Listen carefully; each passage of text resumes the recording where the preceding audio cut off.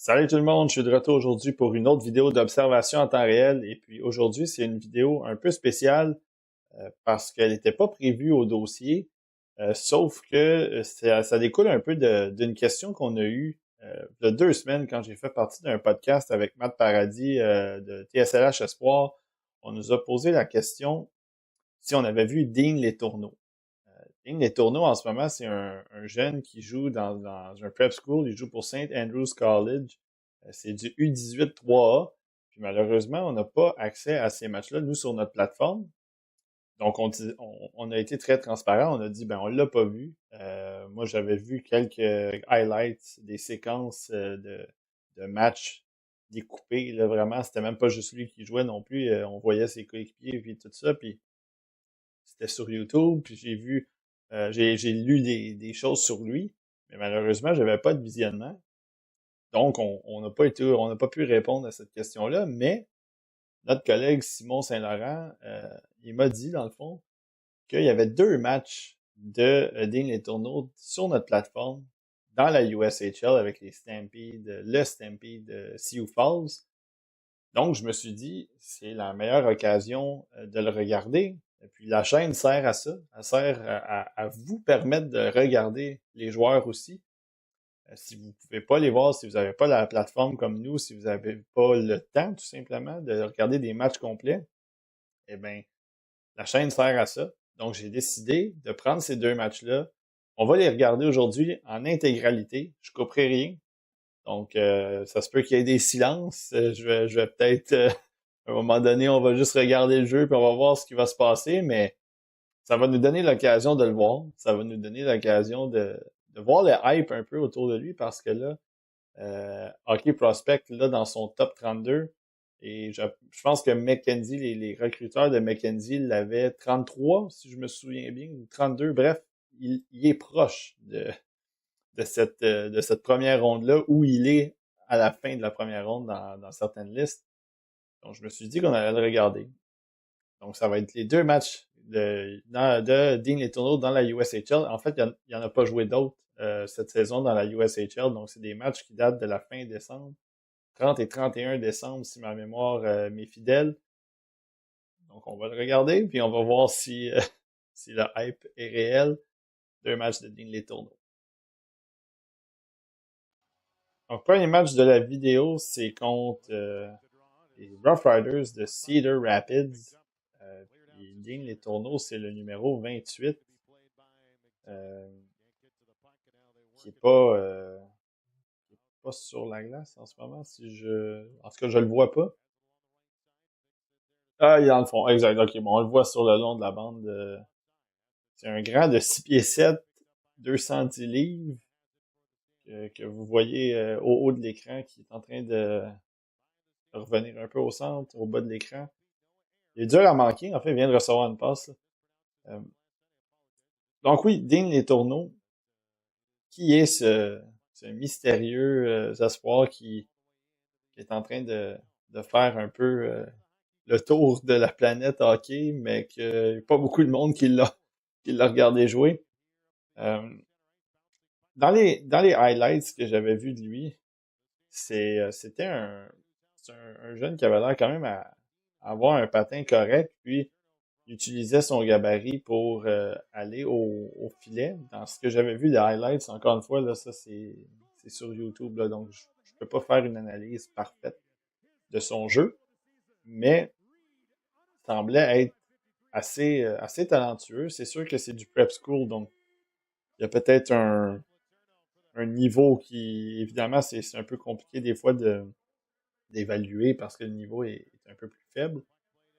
Mais de ce qu'on lit de lui, c'est ça. C'est un gros gabarit. Il joue au centre à St. Andrews College. Euh, Très solide lancé. Donc, voyons voir un peu ce que ça peut donner. Puis, je sens qu'il y a beaucoup de personnes qui suivent les espoirs. Et ça fait quelques fois qu'on nous pose la question sur lui. Donc, j'ai l'impression que vous voulez un peu en savoir sur lui, puis de le voir monter dans les listes comme ça. Je pense que ça vous intrigue autant que ça nous intrigue nous aussi. Donc, on va voir Si est-ce qu'il peut. C'est sûr que là, ça va être deux visionnements. J'ai un autre match aussi que j'ai téléchargé qui date du mois d'août contre un club allemand, des moins de 18, ou ouais, je pense que c'est des moins de 18 là, ou des moins de 20, mais bref, c'est une équipe allemande. Donc je vais le regarder aussi celui-là. Par chance, on aura peut-être l'occasion de le regarder avant la fin de l'année dans un peu plus de matchs. Donc c'est un peu ouais, c'est un peu ça dans le cas de Les Tourneaux. Je le connais pas beaucoup. Donc ça va être c'est une surprise pour moi. En ce moment, il se passe pas grand-chose dans ce match-là. J'ai tenté une passe tantôt un peu à la Berglette qui a traversé un peu la zone, mais tu sais, je pense que le patin de ce que j'ai semblé voir sur quelques foulées, ça semblait pas mauvais pour son gabarit. Bon, s'il donne un peu des épaules aussi, c'est toujours intéressant, ce gabarit-là. Euh, et je sais pas si à Saint Andrews, il y a pas l'occasion peut-être de frapper autant. Peut-être que c'est un jeune qui a probablement beaucoup, souvent la rondelle sur la palette, puis il va peut-être pas avoir l'occasion nécessairement de ramasser tout ce qui bouge.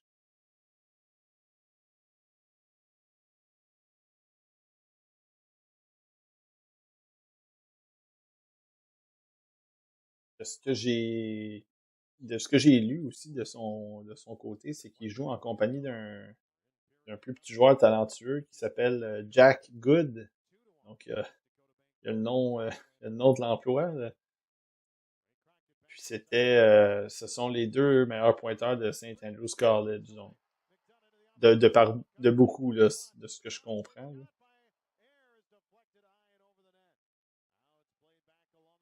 Ah ça c'était bien ça.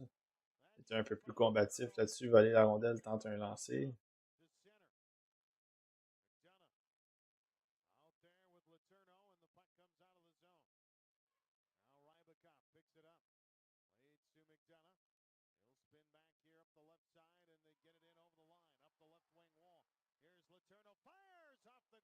Ah, ça c'était pas un mauvais lancer non plus. Beau petit jeu de son coéquipier qui a remis ça à l'arrière. Il y avait un petit peu plus d'espace pour les tourneaux pour prendre un bon lancer.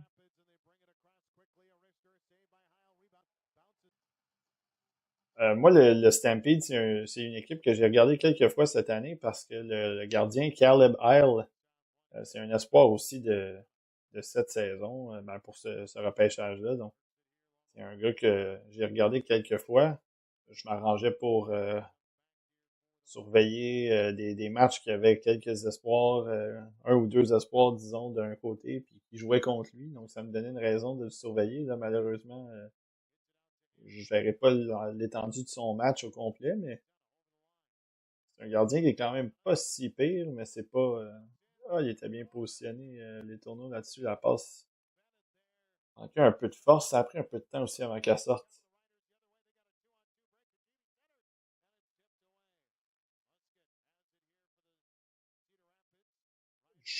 J'imagine qu'à 6 pieds 7, 210 livres, c'est un jeune de 17 ans. Il doit être encore en train un peu d'apprendre son corps, entre guillemets. Parce que oui, il est mature physiquement, mais j'imagine que ça doit être aussi une période de développement côté patin, côté probablement l'équilibre ou tout ce genre de choses-là qui vont s'améliorer évidemment avec le temps. Donc, pour l'instant. Puis aussi, des fois, à 6 pieds 7, 210 livres, c'est un peu plus difficile de. Tu veux, tu veux essayer de plaquer des joueurs, tu veux essayer de faire mal, mais en même temps, tu veux essayer de faire attention pour pas être illégal un peu. Les codos ou les mises en échec à la tête, des choses comme ça. Ça fait partie aussi peut-être de son apprentissage, mais pour l'instant, y a rien qui me saute aux yeux, côté, mettons, les faiblesses dans son jeu, évidemment, c'est très, c'est un match, ça va être deux matchs éclairs, là, d'environ 12 minutes, 12-13 minutes, mais il semble avoir un bon patin. Son lancer, bon, évidemment, c'est juste un lancer, mais il semblait avoir quand même une bonne vélocité.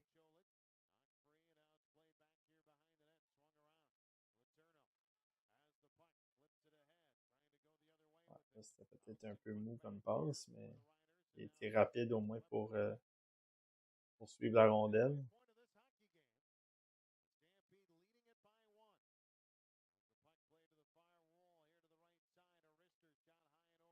Le positionnement me semble pas si pire non plus. C'est sûr que ça, c'était un petit peu moins beau pour la mise en échec, mais j'aime qu'il l'essaie au moins.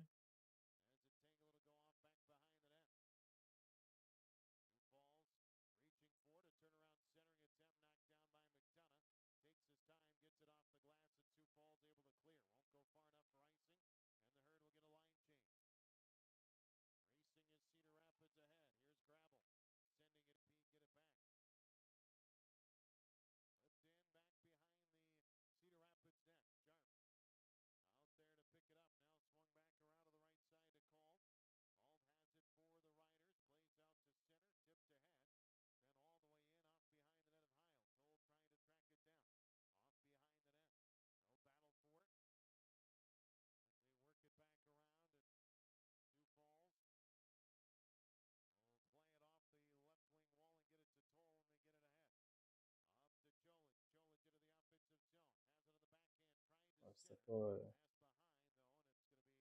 pas un mauvais essai.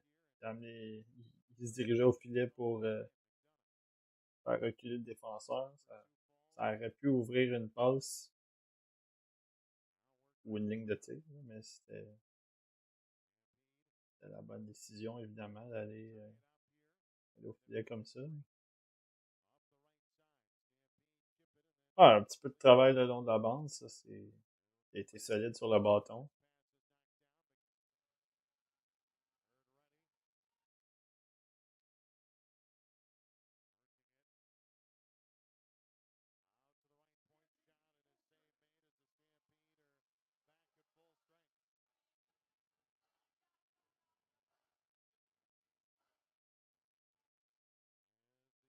Tout de suite prêt à aller, vous l'avez vu, aller patiner directement sur la bande pour récupérer une rondelle si jamais le défenseur il rimait ça le long de la bande,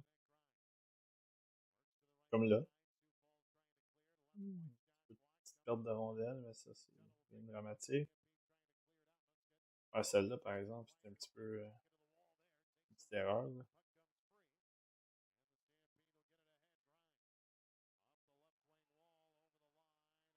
Oh. Ah ben ouais. Le ref, c'est tout un style. Tu, Michael Pezzetta,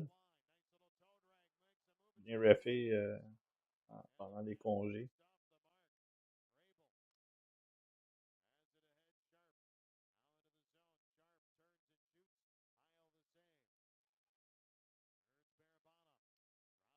Ouais.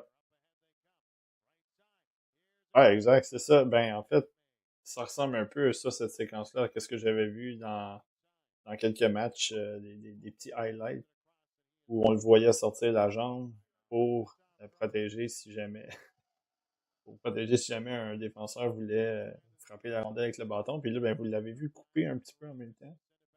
Il a décroché quand même un bon lancer. C'était quand même franc. Puis le gardien a fait un bel arrêt. Ah, là-dessus, sur la bande, c'était bien aussi. Comme protéger un peu, une demi-protection de rondelle, puis ensuite de ça, le petit chip à son coéquipier.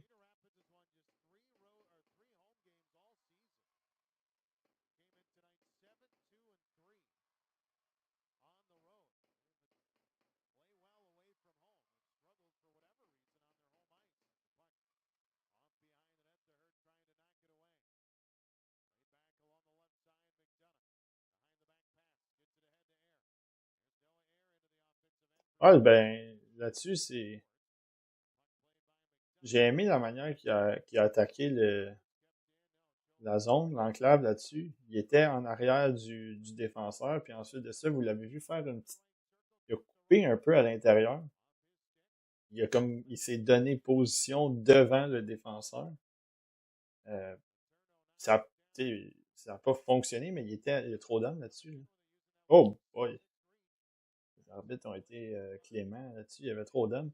Mais ouais, pour revenir à cette séquence-là, c'est ça, il était quand même devant le défenseur. Donc si la passe arrive, il aurait pu réussir à la faire dévier ou si jamais il y a la passe, il peut faire un demi-tour sur lui-même un peu au pire, là, puis essayer de remettre ça à quelqu'un d'autre, mais cette position-là, gagner comme ça, ah bon ben un petit but au moins.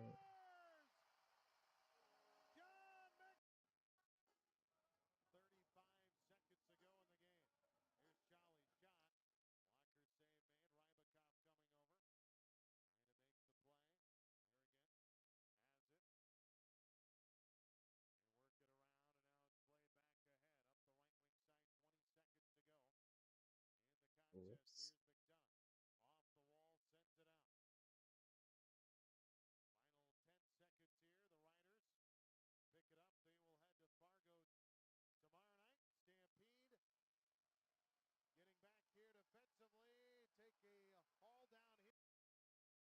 Ben écoute, ça va se terminer comme ça, vous le voyez, le match se termine, il y a eu une pénalité, mais évidemment ça ne sert plus à rien à 5-2.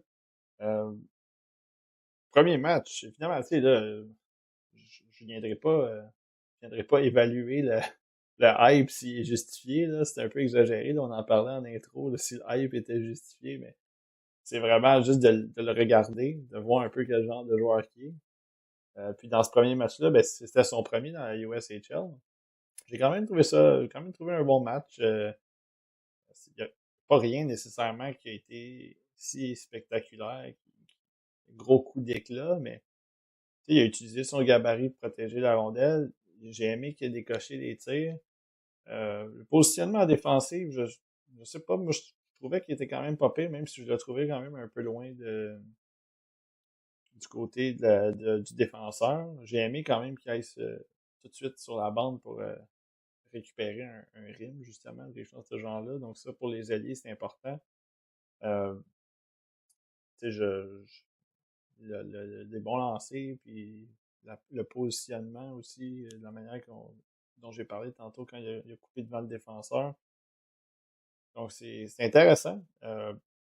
Tu sais, de ce que je vois en ce moment, ça semble quand même un profil intéressant, un petit projet à développer, évidemment. On va aller voir peut-être le deuxième match s'il amène ça à un autre niveau ou si ça reste tel quel, mais je pense que de ce qu'on a vu, c'est quand même bien là, pour un premier match dans son cas. Donc, ben, c'est ça, on va aller voir le deuxième pour Digne les Tourneaux.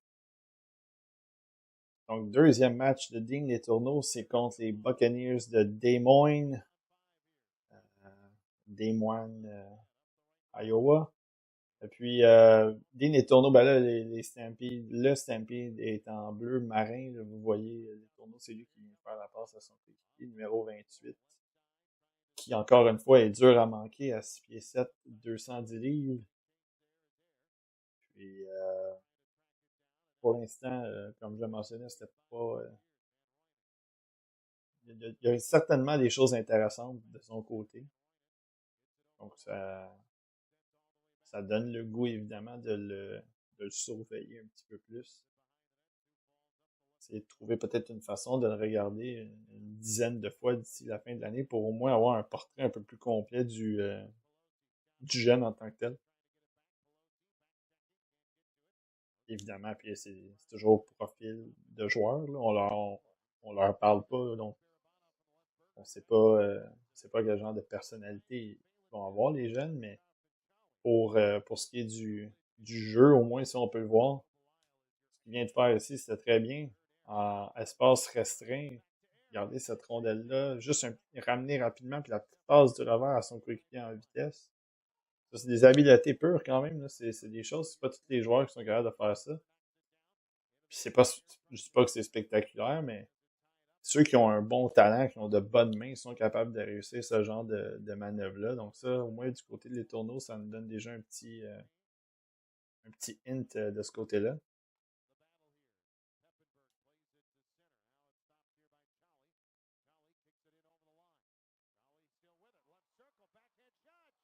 Là, au 4, je pense que c'est Gennady Chali, qui est un espoir que dont Seb vous a parlé un peu l'année passée.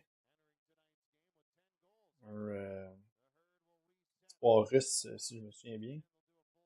Euh, en fait, russe ou biélorusse, en tout cas, dans ce coin-là, là, si ma mémoire est bonne. Puis, euh, ça en était un, lui, qu'on avait regardé un peu l'année passée aussi. Puis que son étoile avait un peu pâli aussi en cours de saison parce qu'il avait bien commencé l'année, il avait montré de belles choses, puis ça avait stagné rapidement. Là. Ouf, c'était bon lancé. Ça, évidemment, c'est le défenseur qui va s'en vouloir là-dessus. Là. La passe soulevée, il n'a pas été capable de la maîtriser, puis il est passé semble avoir passé par-dessus son bâton. Donc, quand même un bon lancer du joueur des Bucks.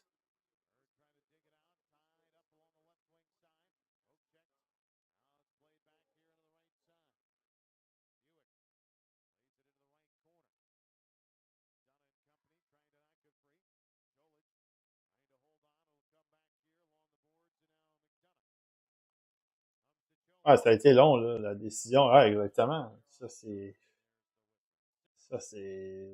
tellement dommage, ça, ce genre de situation-là, quand t'as un gars qui a la tête, on dirait qu'il a la tête basse, puis il s'entête à garder la rondelle, alors qu'il y a un gars qui est tout seul de l'autre côté, puis que t'as un joueur en avant de toi qui est en vitesse aussi, là. Fait que, tu sais, soit dompe la rondelle, ou remets ça tout de suite de l'autre côté, là. Tu sais, là, tu gaspilles de la vitesse, là. Évidemment, ça a causé un hors-jeu.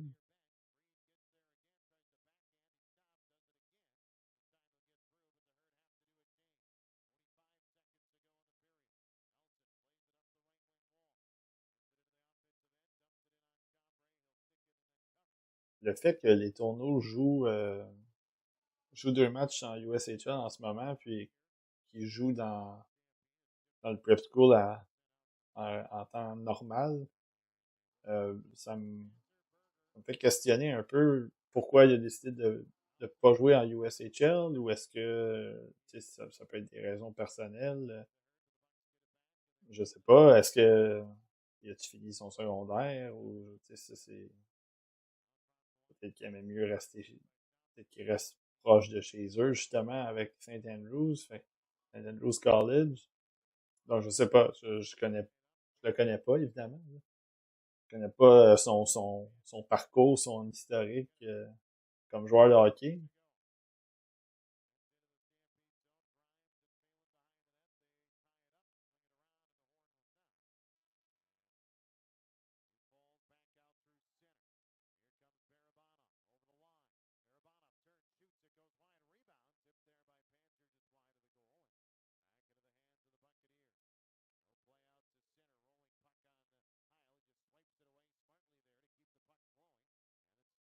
Il me donne pas l'impression d'être super intense sur la glace.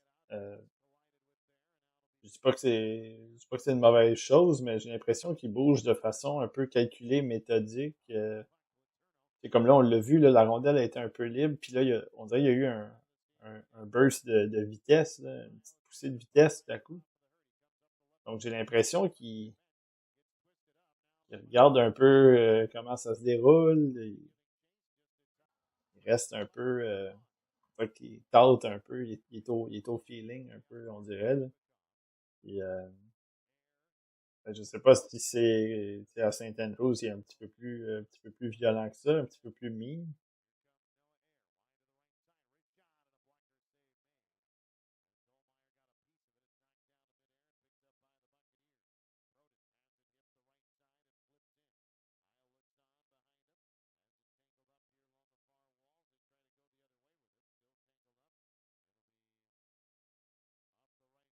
Ouais, excellent.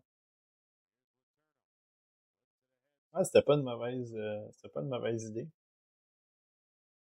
Le joueur qui était au milieu, il était couvert. Puis celui à qui a tenté la passe. Évidemment, lui aussi, la passe à travers deux, trois joueurs, ça aurait été un peu compliqué. Donc, le petit lob comme ça, c'était bien parce que ça a permis au joueur, à son coéquipier sur le côté gauche, qui était en vitesse, d'aller récupérer la rondelle. Donc ça, quand même une petite... c'était bien pensé.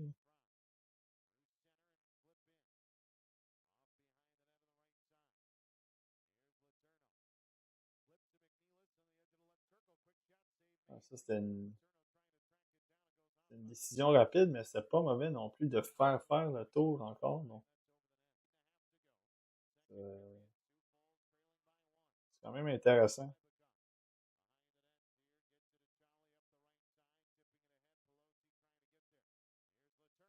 Ouais, aussi, la passe n'était pas tout à fait précise, mais l'intention derrière ça était bonne.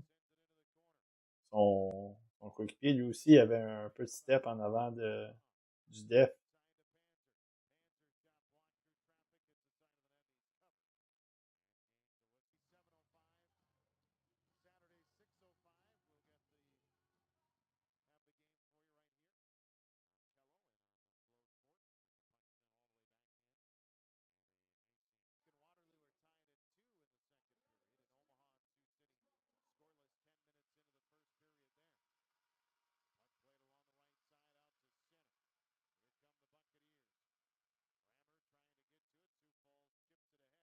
La rondelle est bien sortie. Euh, ouais, et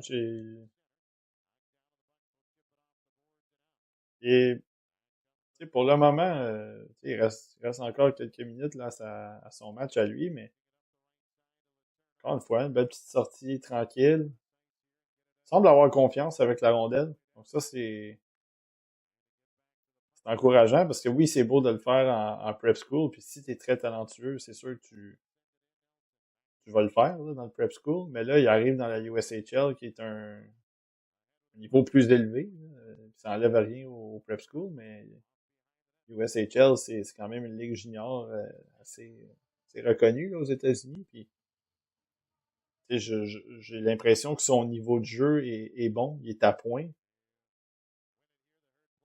Fait que dans le fond, ça me laisse euh, ça me laisse croire que s'il jouait toute l'année là, puis il se faisait donner des minutes de qualité, puis des coéquipiers avec qui il peut travailler, qui serait productif, qui serait ouais, ça aussi, encore une fois, donc je déteste vraiment pas son jeu dans l'ensemble.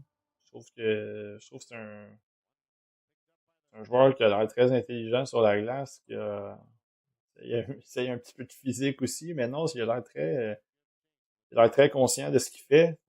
Il a l'air très bon avec la rondelle, pas nécessairement juste pour les mains puis tout ça, mais la prise de décision. Je trouve ça, ouais, je trouve ça intriguant, comme je le mentionnais tantôt, de le regarder comme ça. On l'a pas vu, puis là, je le découvre pour deux matchs, puis ça me donne le goût de le regarder encore parce que là, j'ai l'impression qu'il y a quelque chose à gratter justement avec lui, là.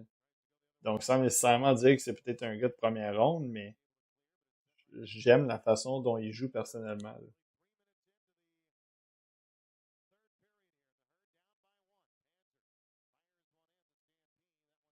Fait que c'est sûr que d'avoir cette vision-là en ce moment de son jeu, je peux un peu comprendre, tu sais, mettons tu l'as vu 15 fois, ou plus, peu importe, je peux comprendre d'où tu viens si tu l'as en fin de première ronde, ou parce que tu sais, je vois certaines qualités là, en ce moment. Ouf, ça, c'est malheureux. C'est malheureux pour lui, évidemment. Les Buccaneers, eux autres, sont bien contents. Je pense qu'à la dévie, parce que le gardien, ça a passé dans la baguette de pain, je pense.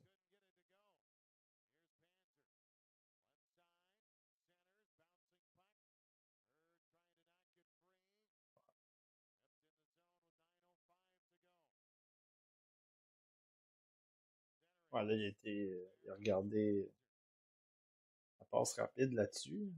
Il aurait peut-être eu intérêt à garder un peu la rondelle, mais c'est pas nécessairement une erreur non plus, là.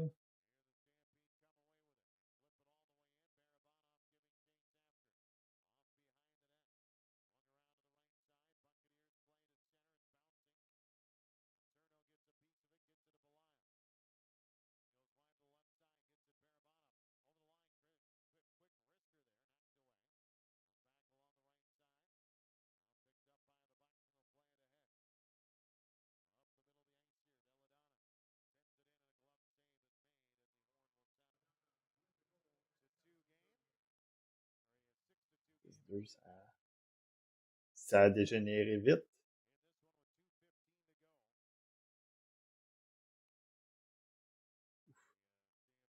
Avec sa portée là-dessus, hein, ça aurait pu mettre les défenseurs dans le pétrin un peu, là.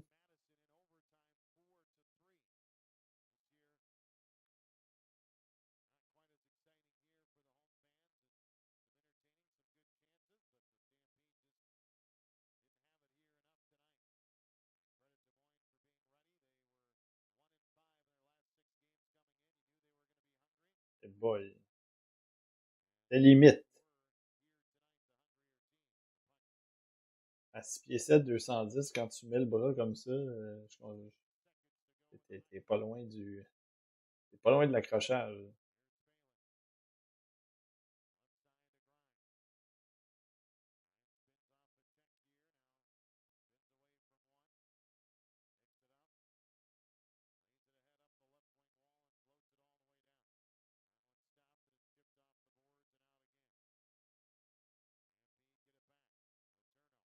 Oups, ouais, un petit manque de communication. Je pense que là, sa présence s'éternise aussi un petit peu, là.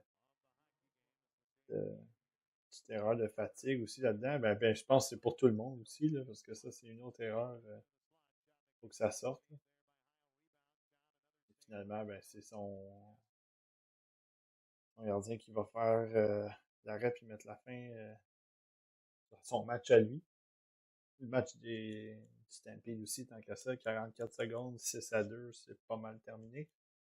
Euh, ouais, donc c'était quand même pas mauvais comme match de son côté. Encore une fois, il n'y a pas de points.